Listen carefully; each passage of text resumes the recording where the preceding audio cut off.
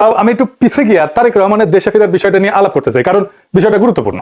তারেক রহমান তো দেশে ফিরেছেন, বিএনপি খুশি, তার সাথে বেশি খুশি ইন্ডিয়া। আমি মেনে করছি না, ইন্ডিয়া টুডে একটা বিশাল ফিচার চাপিছে।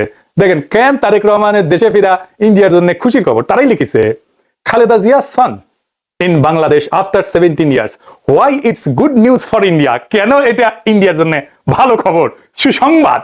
ওরে বাবা, কি খুশি ইন্ডিয়া। কিন্তু তারেক রহমানের দেশে ফিরে নিয়ে কি কি বার্তা আপনি পাইলেন, সেটা আমরা মোটামুটি তিনটা দিক থেকে বিচার করব। এক নাম্বার, উনি কেমনে ফিরলেন, উনার ফেরার ঘটনায় কে কি রোল প্লে করলো। দুই নাম্বার হইতেছে উনি কি বললেন, কেমনে বললেন। তিন নাম্বার হইতেছে উনার ফেরার ঘটনায় বিশাল গণমানুষের মধ্যে কি প্রতিক্রিয়া। তারেক রহমানের দেশে ফিরা এবং তারাই লিখেছে। এই তিনটা দিক থেকে দেখলে আপনি বুঝতে পারবেন বাংলাদেশ বাংলাদেশের জন্য কি মিন গুড নিউজ ফর ইন্ডিয়া। কেন এটা ইন্ডিয়ার জন্য ভালো খবর, সুসংবাদ। ওরে বাবা, কি খুশি ইন্ডিয়া। কিন্তু তারেক রহমানের দেশে ফিরে নিয়ে কি কি বার্তা আপনি পাইলেন, সেটা আমরা মোটামুটি তিনটা দিক থেকে বিচার করব।